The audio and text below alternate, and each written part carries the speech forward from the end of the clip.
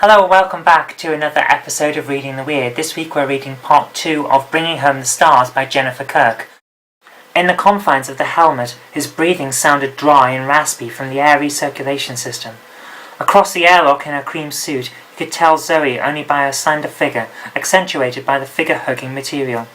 On her back was a pack that contained the workings of the suit, connected to the oversized helmet by a short, flexible tube.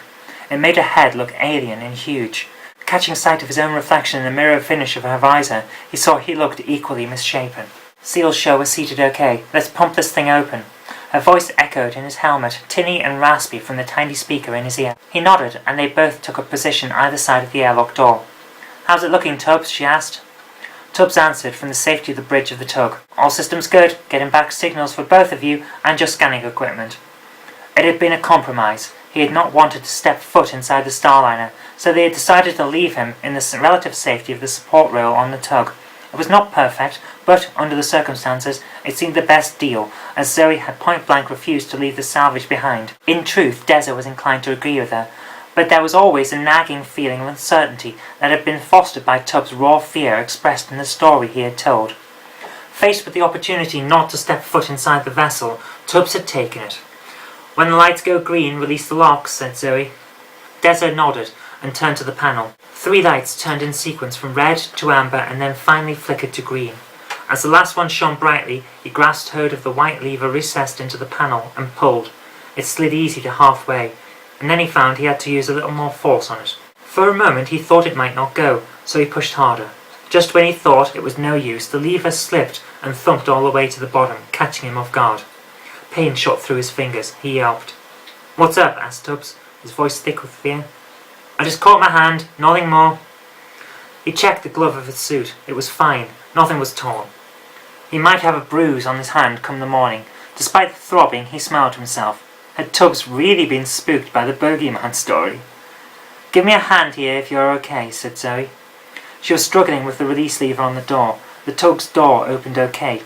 He thought he saw a puff of silver dust jet out briefly as air levels equalized. It was probably just debris from space that had collected along the plating. It rolled back, leaving them staring face to face for the first time with the grey steel of the Starliner.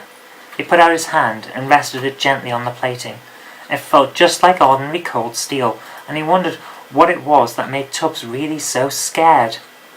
Zoe rapped her knuckles on the plate a couple of times. Through the helmets they heard the hollow echo reverberate back. She checked her scanner. "There's definitely some kind of atmosphere in there. However long this hulk has been floating out here hasn't made it leak its guts." In a panel on the side they found controls for the Starliner's airlock. The lid opened easily enough, but the controls inside seemed dead. He took out a small toolkit and checked the wiring with a meter. The dial flickered on its readout. "There's still some power, but the computer control line is down. We'll have to open it by hand." They found the release mechanism and struggled with it. Unlike the well-maintained mechanism on the tug, this had been exposed to the vacuum of space for who knows how long. It was stiff, and even when the locking bars finally stood out, the door did not seem to want to move. Deza put his weight against it and heaved. Zoe added her weight too, but for a moment nothing happened. Then there was a grating, and they felt something move. "It's coming!" The door slid a little more, and a jet of dust and gas appeared from the edge, accompanied by an eerie moan. "What was that?" came Tubbs' alarmed voice. "Just gas venting. Nothing to worry about," Zoe soothed. With a bit of work, the door slid back in stages, revealing a black hole beyond. They switched on their helmet lights and played them over the interior. The beams cut into a scene of dirt and decay. Whether Tubbs was right or wrong, their hunch about the age of the vessel held at least some truth. This had been here untouched for a long time. Maybe that was why they had not received a call. This ship had been missing for decades at least, and in the vastness of space even the largest ship was easily lost in the infinite vacuum. Deza remembered to take out his scanner and get a reading. Zoe's helmet lamp continued to stab through the gloom, picking out the dust-dulled passageway in the airlock level. Air is stale, high CO2 and some carbon monoxide too. There was an atmosphere of sorts, but it was more than likely that the air recirculation system had been offline for a long time. They were going to have to keep the suits on for now. "What now?" Zoe's voice echoed in his helmet. "We explore, obviously." A layer of dust blanketed the floor and dulled the walls and fittings to a matte finish. More fluttered gently in the breeze from the airlock before it was settled back down with a slow laziness that gave the illusion that they were underwater exploring a wreck. Even in the bright glare of the helmet lights, the colours seemed muted to greys and browns. "Gravity is lower than it should be," said Zoe, "but there seems to be enough to stop us floating off the deck." In the ghostly flow of their helmet lights, they saw tired decorations of wall paintings, showing scenes from Greek mythology and exotic landscapes.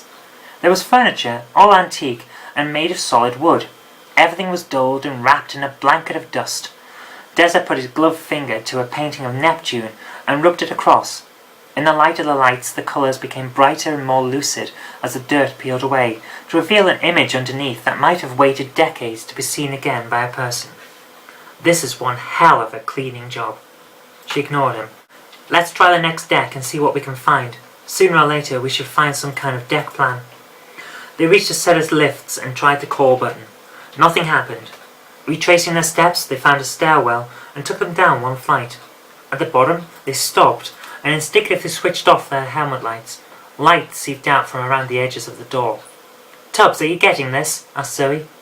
"Yeah, I can see it all right," came the hissing voice on the radio transmission. "The reactor core is throwing out some power. If the riding lights were still working, then it stands to reason that something on the inside might still work too." Deza looked at Zoe. "Okay, let's go." She pushed open the door gently, and light flooded into the stairwell. It took their eyes a moment to adjust to the glare, helped by their tinted visors. Once their eyes had adjusted, they saw that this corridor was similar to the one above. Lights burned brightly in wall mountings, though stretching away to their left they could see that not all were functioning, and intermittent chunks of the corridor were still dark. To their right, the corridor opened out into the top balcony of some kind of atrium. Here the lights were dimmed and allowed a view out through the arced clear roof of the starscape that embraced the silent starliner. Hampered by their helmets, they could only lean back and catch small glimpses, but it was enough to tell them that it must have once been spectacular. Tiny lights marked the walkway around the atrium. Over the safety rail, they could see at least a dozen similar such balconies running around from each of the decks that intersected here. At the bottom stretched out a series of features that looked as if it may once have contained exotic plants and trees.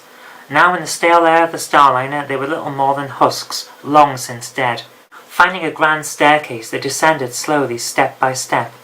There was more debris here, with the floor covered in piles of dirt that may have once been rotting vegetation. Fittings were tinged black with a kind of powdery mildew, as if damp had once been thick in the air. "This is weird." At the sound of Zoe's voice, Deza looked around. She stood in the middle of the grand staircase, checking her scanner. "What?" "Air levels. Oxygen levels are up, and carbon monoxide is well down. There must be local pockets of the ship of good and bad air. Maybe because the air isn't circulating?" He looked over the scanner too, checking his readings. "You're right. Breathable. No toxic stuff either." It was strange. Usually over time, the air inside any abandoned vessel would even out. Of course, seeing was believing, and the scanner was telling them the air in here was different to the air in the airlock level. She looked up at him. "Want to give it a go?" He could almost imagine her grin behind the mirror of her visor. "Yeah, why not?" Taking a deep breath, he shut off the recirculation of his suit on the wrist pad, and then reached up and unlocked his visor. He heard the hiss as air equalized, and felt the cold tinge of the starliner's atmosphere on his naked face for the first time. "Are you mad?" hissed Tubbs' voice over the radio. He ignored him. He had done this 100 times before aboard derelicts, but they had always been those recently adrift with known systems failures. This was almost an alien vessel. Exhaling slowly, he saw his breath curl in vapor into the air. He had not realized quite how cold it was on board. Then the moment of truth. Breathing through his nose, he inhaled slowly. The air smelt musty and sharp. There were some harsh chemical traces, but the scanner had showed all of these to be benign. "Well?" asked Zoe at last. He realized he had been concentrating on the smell and taste of the air for more than a few seconds. He contorted his face up and opened his eyes wide. "I can't breathe," he gasped. Zoe rushed forward, and he heard Tubbs cursing on the radio before his face creased into a grin. He laughed. "Got you going for a moment. No, the air's okay, if a little old." "Shit, don't do that," said Tubbs. "Just winding you up," he replied with a grin. Maybe it was about time that one of them brought some humour to this vessel. Gingerly, Zoe shut off her suit recirculation and cranked up a visor to test the air. She seemed happy with it, and her breath curled into the frigid air. We'll have to keep a good eye on the scanners for now, but this should let us explore a lot longer. They resumed their descent, heading for the lowest level and the floor of the atrium. The deck plan had been found quite by chance. At the base of the staircase was a covered hall with wooden panelling and antique mahogany sofas with stuffing that had long since perished in the formerly humid atmosphere. Several lift doors lined up, shut, with the elevator indicators showing them on other floors. In the centre was a mahogany lectern, on top of which was laid out an enamel-stylized map of the decks. Zoe cleaned the dirt from the display, rubbing hard until the black tarnish flaked off. The scanners had shown inconclusive readings of this muck, but it did not flag up as harmful. Whatever it was, it had certainly colonized the Starliner. Underneath, the enamel fascia was yellowed with age, but still perfectly readable. Result! Deck plan! She hunched over it as Deza stood by her side. We're here, she pointed, slap bang in the middle of the passenger area, it seems. There's a shopping mall stretching off behind us, and decks below with gyms and cinemas, and passenger cabins under that. What about engineering? They scanned the bottom of the panel, rubbing off thick black muck to reveal the enamel underneath. Level underneath that is marked crew only. I guess that's the best place to start. Once we get to the engineering levels, we need to trace back and find the main reactor room. The tug's scanner showed at least one still online, so we might be able to juice up some of the other systems and make this crate a little more space-worthy for the voyage home. I hate to rain on your party, came Tubbs' sulky voice, but with a misaligned drive core, we at presently are going nowhere. Zoe and Deza looked at each other. They had forgotten this in their haste to explore. How long will it take to fix so we can tow? 12 hours, Tubbs replied after a pause. Let us know when you're done, and keep a radio link handy just in case. She knew that Tubbs would seize the opportunity to get away from watching their progress through the Starliner and go and hide in the tug's engine room, where he felt happiest. She waited until he had cleared the line, then flicked off the send unit of her radio. Deza followed her lead. What's up? He asked as soon as the radio was off. There's something I noticed that I don't want Tubbs to know. She rubbed at the top of the enamel panel. Layers of muck flaked off, and some more writing came clear in ornate gold leaf copperplate. It tells us what this hulk is called. He leant closer, trying to make out the words that were stylized within scrolls and artwork. Finally, it was clear, and they both stepped back. Cerberus, she muttered. Do you think it's just coincidence? I hope so. But if it's anything like those other stories Astros tell each other, they get more bizarre with every time they're told. I don't like to believe in Tubbs' hocus pocus, but for now, let's just keep this to ourselves. Agreed. It was still hard to shelve the idea that Tubbs had guessed the name correct first time. What grains of truth might there really be hidden away deep within the urban myth? To reach the engineering spaces, they had to go down to below the passenger decks, of which there were at least half a dozen. The grand staircase went no lower, so they turned their attention to the lifts. Maybe we can get down the shafts. There must be a maintenance access point, suggested Zoe. Deza jabbed a call button with a finger. He had not expected it to work, but was surprised when the light flickered on around the button and a whine of machinery somewhere kicked in. What did you do? She asked. I pressed the button. It seems the power is still on. She looked at the dim lights. Well, I suppose some things still have to work if the reactor is churning some power out. At least we can ride it down as far as it goes. The lift did not take long to arrive. The indicator above showed it rising only a few floors to reach their level before the motor whine cut out. There was a moment's pause, and the carriage levelled out before the doors vibrated and stopped. Something must have jammed. He tried the doors. They were unlocked, but seemed caught on something inside. He heaved, and they moved a little. Might be seized, lack of lubricant, he grunted. With a final shove, the doors shuddered open. Zoe gasped and stepped back. Shielded by the door, Deza did not see what she had seen. Before he could ask her, the scanner started blipping. Bad air, he gasped, realizing the significance. Whatever the atmosphere was like on the lower decks, the lift had brought it up, and it had flowed out as soon as the doors opened. Fumbling for his helmet, he locked the latches in place and turned the air recirculation system back on. Through his visor, he saw that Zoe had done the same. We're going to have to watch out for that, he said. Zoe ignored him, staring into the lift. What is it? He asked, sensing something was wrong. Turning, he saw what she was staring at. He stepped back, feeling his heart pound in shock. Shit! The interior of the lift had been shredded. Panels hung from shattered wires, and burn marks showed where shorted electrics had ignited. Two bodies lay amidst the debris, no more than skeletons, with tattered remnants of clothes clinging to their mottled bones. Recovering from his surprise, he ventured forward and moved one of the bodies. Metal glinted beneath bone. He moved it aside to reveal a gun, its power pack long since discharged. "They've been here a long time," he heard himself say slowly, sliding the gun back. "Suddenly I'm left wondering about Tubbs' story," said Zoe. He turned to her and held out his hand. She took hold of it tightly. "We've seen worse than 80-year-old corpses. Is it going to make you want to leave this salvage behind?" She thought for a moment. No. Resolved to bring the Starliner back into the shipping routes and to claim it as salvage, they entered the devastated lift and prepared to ride it down to the lower decks, uncertain exactly of what they might find down there. Tubbs' afternoon had started straightforwardly. Upon getting the nod to work on the drive core, he quickly left the bridge and headed along the service corridors up to the place where he felt happier, in the machinery spaces. Heeding Zoe's advice, he flicked on the communications channel on a machinery console and tuned it to the frequencies they were using. Turning the volume down, he left it to run in the background, then settled down by the open panel to inspect the damage. It seemed worse than he feared.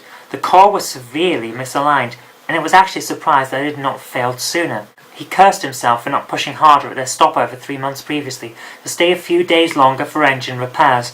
But Zoe had been forceful. There were places she wanted to go and things she wanted to do in the name of the pursuit of money. That seemed to be all it ever was with her, lust for money. Deza, of course, just went along with her. If there ever were a casting vote in his hands, then 9 times out of 10 it would be cast in Zoe's favour. He sulked, throwing himself into the task.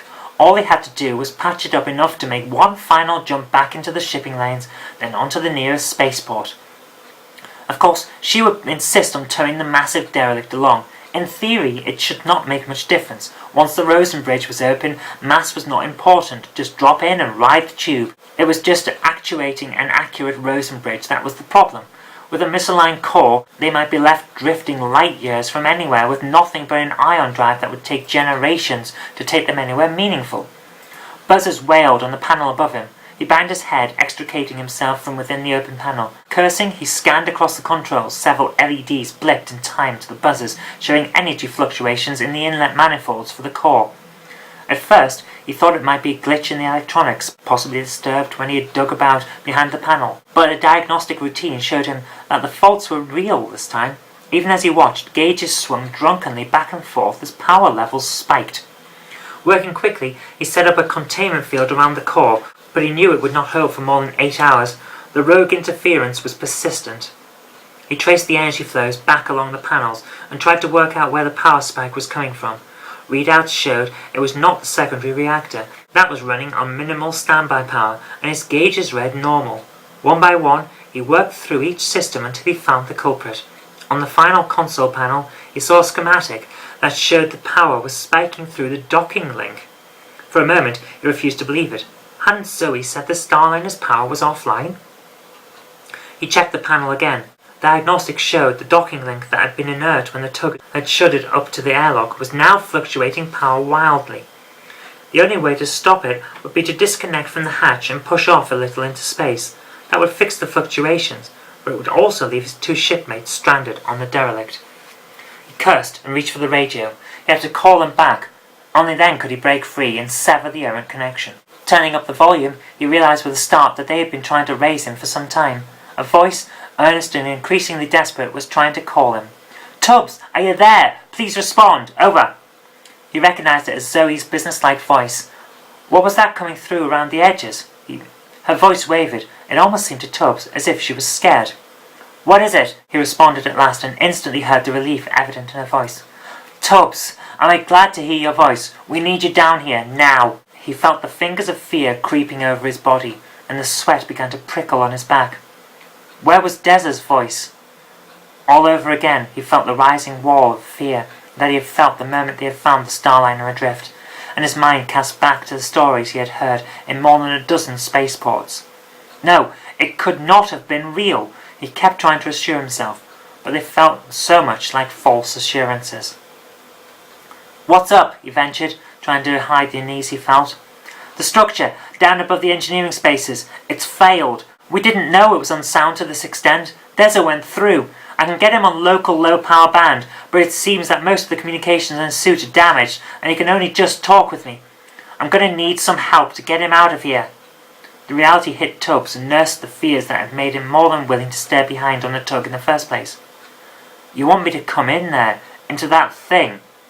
"Come on, Tubbs, we need you. Des is hurt. I can't get him out on my own."